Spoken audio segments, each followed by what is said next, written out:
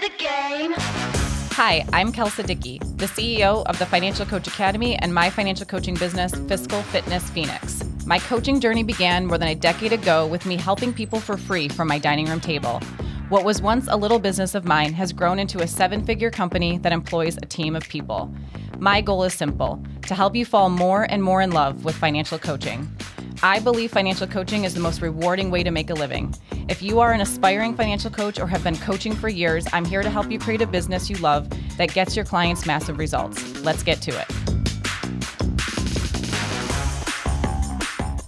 Hey, financial coach, welcome to episode 52, how to create content and conversations. But first, a review from Michelle. Review says, "Hi, Kelsa. I just wanted to say a huge thank you for, yes, your humility in recording podcast episodes 41 and 42, especially number 42.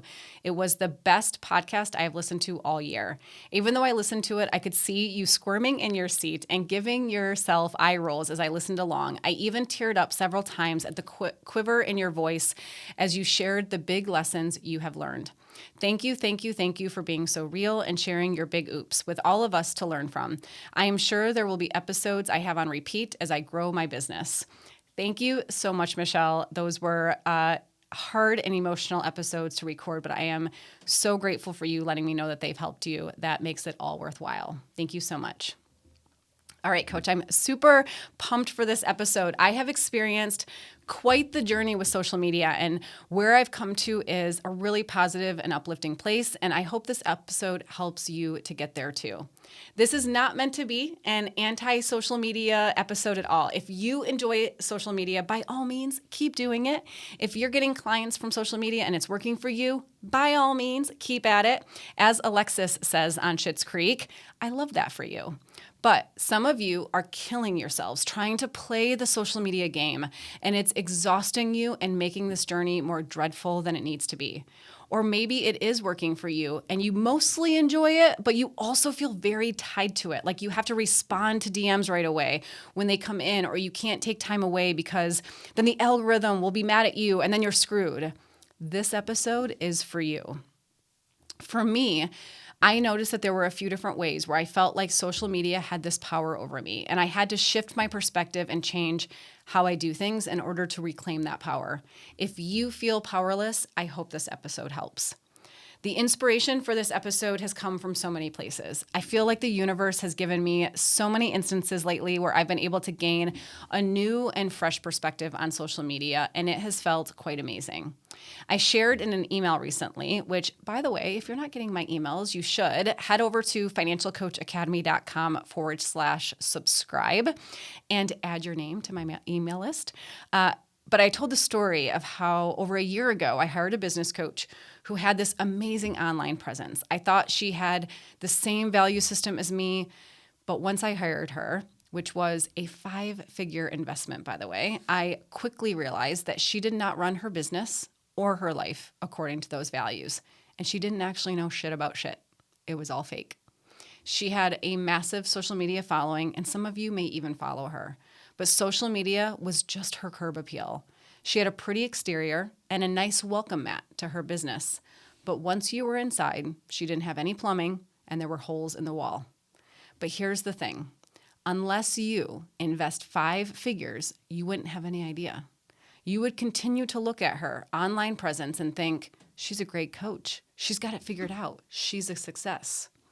Then a few weeks ago, I did a one-to-one with a business coach who I got connected with through a mutual client of ours. She raved about this coach and his program and how much he helped her. I started following him on Instagram and noticed that he had 275,000 followers and his content was really good. Wow, I was super impressed. Someone who had nice curb appeal, and it appeared they maintained a well-kept house too. So when we met, I was stunned to find out that he has never gained a client from Instagram, not one. Now, of course, we could analyze why that is all day. We could look at his calls to action, what type of content he's sharing, who that content is attracting and resonating with, and are those the types of people who are also his ideal clients, and all of those things, right? But none of that really mattered because he told me, I just enjoy it. I like creating content for social media, so that's why I do it. How many business owners are as honest and transparent as this guy? How many coaches with 275,000 followers would gladly admit, yeah, I don't actually get any clients from it though. I found it refreshing. Unless you did a one-to-one with this coach, though, you might continue to look at his online presence and assume he's getting so much business or his business success is connected to this when it's not. These instances, plus others, have made me realize how many of us base what we think of someone on their online presence. How many of us are using someone's online persona as a factor in determining what we think of them or what we think we know about them? How many of us are putting a lot of weight behind what we see online? Are we making decisions about others because they're not posting on social media consistently, or they're not really on social media at all? In other words, maybe they don't have the best curb appeal, and we're making that mean they don't keep a nice house. How many of us are letting social media cloud our judgment and our ability to be discerning? And if we are doing it in one way, could the reverse also be true? Are we judging ourselves for not having a big online presence? Are we basing our opinions of ourselves and our own business on this idea that we don't appear successful or professional because we're not on social media enough? We don't post consistently enough. We're not doing all the right things like reels, or we don't have a big following. I'm sure you know this, but I have to remind myself of it, so I'll remind you too, just in case.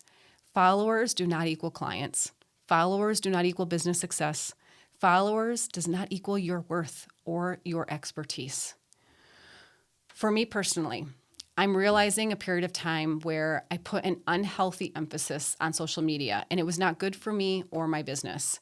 I was basing my opinions of people off what I saw on social media. One way I'm reclaiming power over social media, and I'd love to encourage you to do the same, is I am not drawing any conclusions about a person based on their social media. I will get to know them through real conversations. Before I hire someone, I will do a consult with them or call and speak with them over the phone in some capacity. I will look at their social media, but I will ask questions like, I saw you posted this. Exactly how does that show up in what you do for people or in your business and in the way you make decisions? I will talk to people who have hired that person and ask about their experience. And by talk with someone, I mean really talk to people, not just DM with them, because how they say something is just as important, if not more important, than what they say. Let's say a coach talks about having a client-centric approach to their coaching, something I very much believe in. I will ask, how do you do that? What things do you have in place today that show this is something you care about? Another way I realized I had given some of my power over back to social media is when it comes to creating content specifically for social media, as opposed to the way that I create content best. I was prioritizing the algorithm, and it left me feeling burnt out, disconnected, frustrated, and uninspired. And it was such a departure from where my business success has really come from over the past 15 years. I'm going to date myself just a little bit here, but I launched my business in 2008. And at that time, social media was nothing like it is today. Facebook still required a .edu email address, if you remember that. And the things you shared were personal. Job changes, what you ate for dinner, or a funny statement, or a question every now and then. It was not a place for small business owners to share. Business pages, videos, ads, and groups did not exist on Facebook at the time. And Instagram, well, Instagram wasn't even invented yet, and even LinkedIn was used completely different than it is today. My business grew from having conversations with people in real life. I attended a lot of networking events and conferences and just talked with people. You'll often hear me say that conversations create cash. Your goal, my goal, is to have conversations. Social media is simply one tool for having conversations, but you can have conversations in lots of ways. Social media is just one of them. In that sense, you don't need social media to run your business successfully. Your business can survive without social media. And if you absolutely hate social media, you don't have to do it. You must have conversations, but there is nothing to say you have to have those conversations online. If you secretly dream of not spending so much time or energy on social media, give yourself permission to dream of that. If your goal is to have conversations, how can you do that in a way that feels best to you, most natural, or easiest to you? If you secretly dream of not spending so much time or energy on social media, but then your next thought is one of fear or worry, maybe something like, but how would I get clients? Coach yourself through that in a productive and problem-solving way. Here are some fear-based thoughts about social media that you could be experiencing. If I don't do social media, I won't get clients. Are you getting clients now from it? Every business has to have social media. Every business needs to have conversations, but those don't have to be social media conversations. I just need to post more or crack the code on what I'm doing, then it will be worth it. But will you enjoy it then? In other words, is the only reason you don't enjoy it now due to not getting clients from it? The process otherwise is enjoyable for you? What if you shifted these thoughts? I can be successful without social media. I just have to find a way to attract clients that will work for me. People do this every day. Or I can post on social media, but in whatever way will be fun for me, and then spend the rest of my time and energy attracting people in a way I enjoy. Or I have to focus on having conversations with people. How can I do that in a way that I will truly enjoy? And here's the last one. My energy is the fuel to my business. So I'm going to find ways that give me energy, not take it away. That last thought is what I chose to lead with over this past year. I told myself, my energy is the fuel to my business, and social media is zapping my energy. If I were to create content in such a way that it gave me energy, what would that look like? I started to look at my content as art. I started to see myself as a financial artist. Some people paint pictures of beautiful landscapes. Some people write fiction books. I talk and write about money. So I started thinking about my work as art, and then I asked myself, how can I create in such a way that I feel continuously connected to my work? What would my process of creation look like? I think about prolific writers such as Stephen King or Toni Morrison, who didn't wait for creativity to strike. They would write every single day. And Bob Ross painted every day. They connected with their art form daily. Instead of prioritizing social media, I allowed myself to start with a blank slate, a blank canvas, so to speak. Here's what I asked myself, and I hope you will reflect on this as well. I can create my art. I can connect with my work in whatever way will feel best to me. So what way is that? My answer surprised me. I realized that I wanted to write about my work more. Now, if you've known me at all these past few years, I would often declare, I'm a terrible writer. I'm better with numbers than I am words. So to say that I wanted to write more surprised me. But that's when I realized I never used to consider myself a bad writer until social media became more popular. And that's because I can't write for social media. I'm not concise enough. I'm not punchy enough. It's not my natural style of writing. I enjoy long-form content. Back in the day, before I had a business as a financial coach, I actually had a blog. It was private, so only friends and family could read it, but I would write about my money and financial decisions that I was making. I would also talk about my training because at the time I was running marathons and big into CrossFit.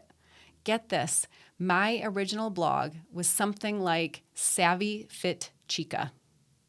This was 2003, 2004, I think, maybe 2005, but it was under the name Savvy Fit Chica. How funny is that? Even before I knew myself as a financial coach. I would just write and share my journey and experiences with people. It's why people saw me as a money person when I eventually launched my business.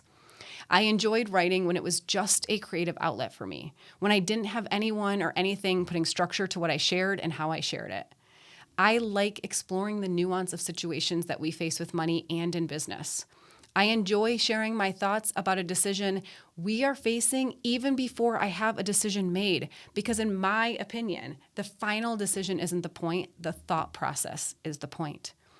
But because I was prioritizing social media, and a lot of social media platforms aren't conducive to long-form content, I have been beating my head against the wall with content creation. It felt forced because it was forced. It wasn't natural.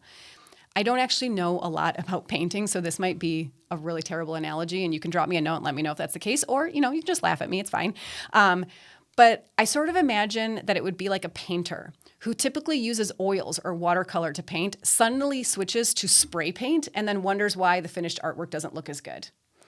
I want you to think about if your work was your art. What modality do you want to use to create your content?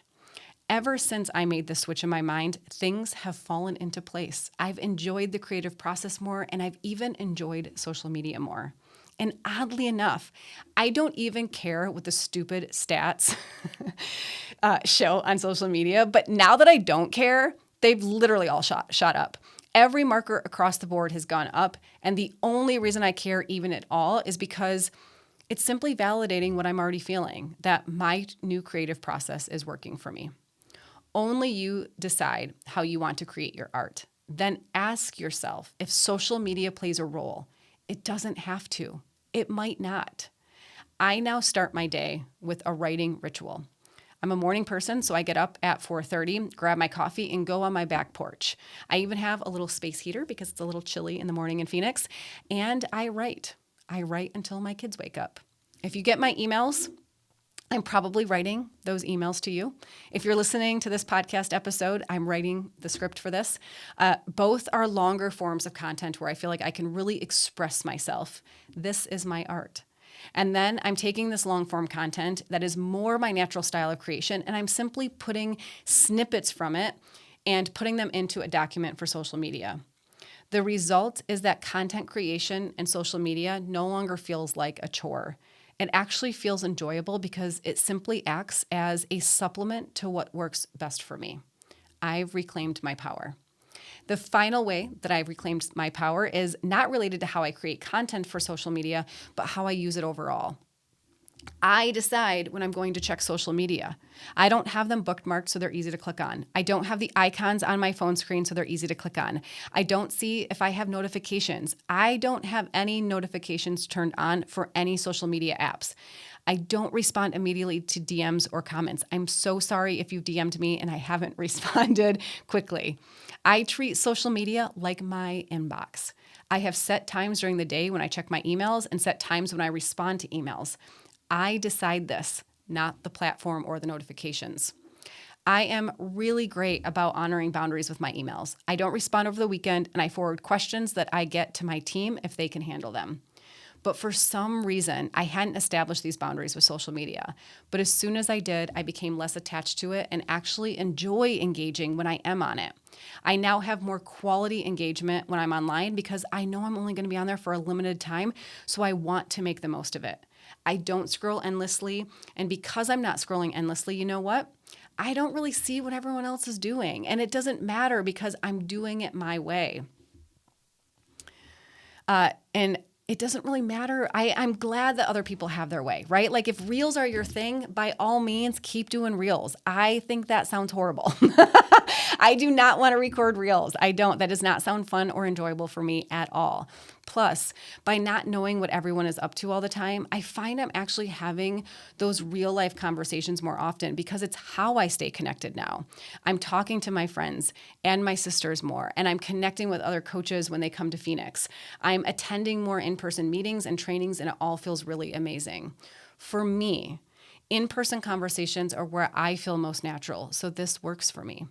My goal for you is not that you do everything the way I'm saying I found works best for me. That's not the point of this episode.